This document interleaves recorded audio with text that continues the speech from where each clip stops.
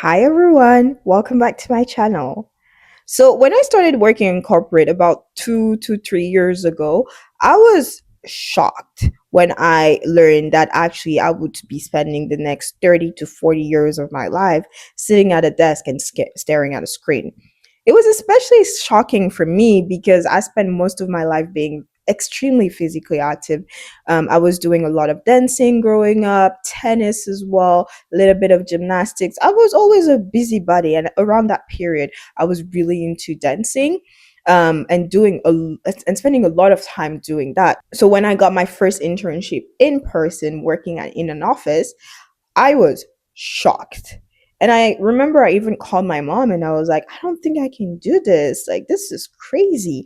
I have to stand at a desk and sit down and just look at a screen for hours and hours. And I was shocked to see that people were actually spending hours sitting down because my body just wasn't used to that level of standing at a chair. It was very remote and foreign for me.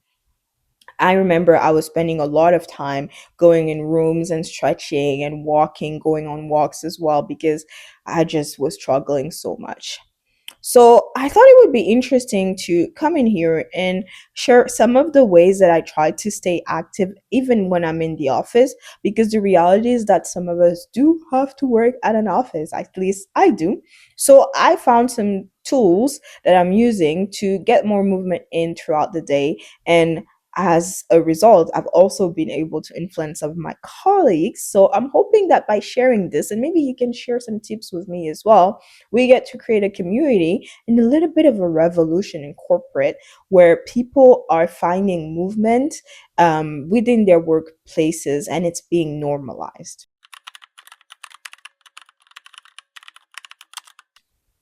So, the first step that I have for you, or the first way that I get more movement in whenever I'm at work, is by having coffee breaks. I call them coffee breaks. It's truly movement breaks. So, I have a couple of colleagues of mine with whom I like to go on walks. So, I'll say, look, we have a coffee chat. Let's go grab coffee. And usually, it's an opportunity for us to just go on a walk, catch up on work, catch up on some of the projects that we're working on, but also get some movement in because we're able to go upstairs, downstairs, just walk a little bit over the building. If you have the opportunity to walk to a coffee shop outside of your office as well, you can do that. But transforming those coffee chats that we often have from coffee chats where we're just standing, sitting at a table and talking to actual walking coffee chats has been a major shift in the way that I move at work, and it's been super beneficial, and some of my colleagues are really happy as well from those breaks. They often text me, some of them text me, and they ask me, oh, do you want to go on a walk and we can catch up on this project? And I'm so happy that we're able to do that at work. It's truly a fantastic change. With some of my colleagues, because I'm very fortunate that we have a gym in my office, we have some gym breaks. So we catch up on work, but we also go upstairs and we use some of the machines. One of my favorite movements to do every day is hanging. So I would have a couple of colleagues that I would text and be like, let's go hang at the gym. And that is super useful. And it's a great way to spend time with colleagues. So that would be my first tip, is transform those coffee chats into walking or movement sessions. So, my second advice is to take the stairs. So, if you're anything like me, my office is pretty big. We have over 30 floors. So, one trick that I've developed is, and this I feel like this is pretty well known, but I use the elevators, but let's say I have a meeting on the 20th floor. I'll probably stop on the 24th, take the stairs from there into the 20th floor. And that goes for any meeting. Like if I have a meeting, let's say on floor 16, and my office is on floor 17, instead of taking the elevator, I'll just take the stairs. And sometimes we don't even think about it and we just take the elevator, we're just used to it. But this is a habit that I've started to develop, and I'm seeing that it's influencing some of my colleagues as well, because sometimes we'll find ourselves taking the wanting to take the elevators, and I'll just be like, oh, actually we can take the stairs because it's just 2 floor down. and people are like, oh yeah, I didn't think about it. So these are little shifts that you can implement, and you can use it as a challenge for yourself. So if you know that you have a meeting, you can go a little bit a couple of minutes in advance and try to take the elevators and then take the stairs, do a mix of both, and truly you're working on your knees, you're working on your leg strength, you're getting them to be activated and stimulated in other ways than standing in an elevators for long periods of time. So this is a little shift, but it's really helpful in terms of being able to integrate different types of movements within your day.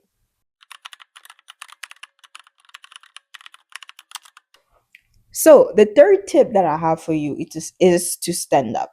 So I know this one sounds like obvious, but a lot of offices now have standing desks. At least I'm very fortunate in my company, we do have standing desks. And I'm actually shocked by the fact that not a lot of people use those. People are usually, and it makes sense because it's kind of cumbersome. You have to like adjust it and then stand up and then stand down. It's not easy to do. But if you do have the opportunity to have a standing desk, just use it. Just try to stand up a little bit more.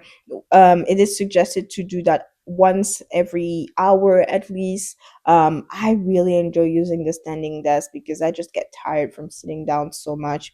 It's fun. It's a feature that we have at work, so might as well use it. One thing that I also started doing is standing up when we have meetings. So usually we have like 1 hour meetings, 2 hours meetings, sometimes even conferences. I'll actually be one of the people that will stand up after an hour or so and maybe sit at the back, stand at the back of the room. That way I'm not disturbing anyone, but my colleagues are now used to it. They always say, oh, your knees are bothering you, and I'm like, yes guys, my knees are bothering me. But the truth is, I do not want to stand down for three to sit down for 3 hours. It has no benefit for me, and my body really needs to be moving and doing something else. So if they're not giving you the permission to do it, you should take the permission for yourself. It's about long-term health, right? So I'm at a point, and I work in a very conservative work environment, but people do not judge me for doing that. And if people do judge you, like they don't know if you have like painful knees or anything that will prevent you from sitting down for long periods of time. And I've noticed that a couple of my colleagues have started doing that as well. So honestly, there's no issue with doing that, and I think more people should be standing up, maybe at the back of the room when we have long meetings or long conferences. So, the fourth tip that I have for you is to have activities with your colleagues. So, obviously, not everybody is best friends with their colleagues, but some of us have good relationship with our colleagues, and we can use that to have some activities with colleagues. Usually, in corporate environments, a lot of the activities are surrounded around going to a bar and drinking, but with some of my colleagues, I've been able to do other activities, and actually, I didn't propose those activities; they did. So a couple of weeks ago, we went spinning to a spinning class with some of my colleagues, and that was extremely fun.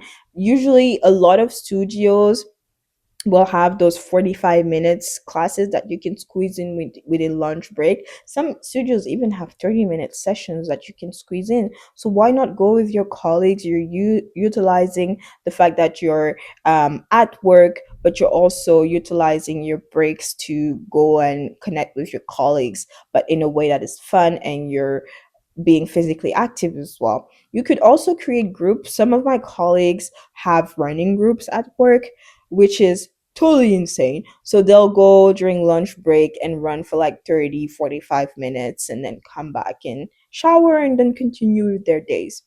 So there's so many ways that we can be physically active at work, but also make it social, make it fun for everybody to get to know each other while being physically active. And then my last tip, number five, is to stretch.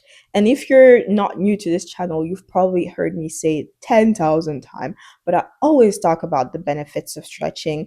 Research has shown that it's extremely effective to relieve some of the pains that we have from working at a desk so much, especially around the neck area, around the hips. Those are areas that get very tight because we're sitting down at a desk for such long periods of time.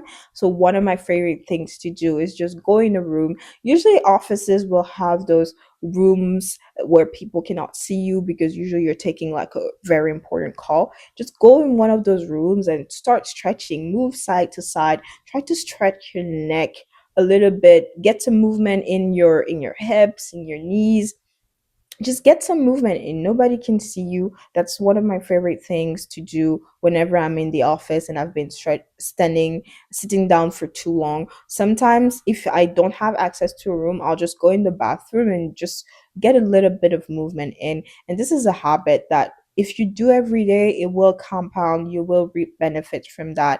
And I'm at a point where people are asking me for stretching sessions in the office because they're like, "Oh, we always see you stretching. Like, can you show us a couple of moves that we should be doing every day?" And that is really fun for me to be able to share that love for movement, but also little habits that allow us to be more healthy and feel better in our bodies. It's truly life changing, and hopefully that is something that you can bring to your workspace at all. I think we need a revolution. I think we need more people working in corporates and saying, you know what, I'm going to stand up during this meeting because I'm tired of sitting down. You know what, let's do activities around movement, around being physically active. That's how you bring a little bit of changes within the spaces that a lot of us have to participate in. If you do have tips on how to get more movement in when you're working from an office, please share them. I really want to hear, and maybe we create a community where everybody is moving differently when we're working at an office. I think that would be amazing. We spend so much time working in in an office and sitting down at a chair that we need to find ways to make it more bearable for our bodies and for our brains to be doing that for long periods of time. That's it for me. I'll see you on the next one. Bye.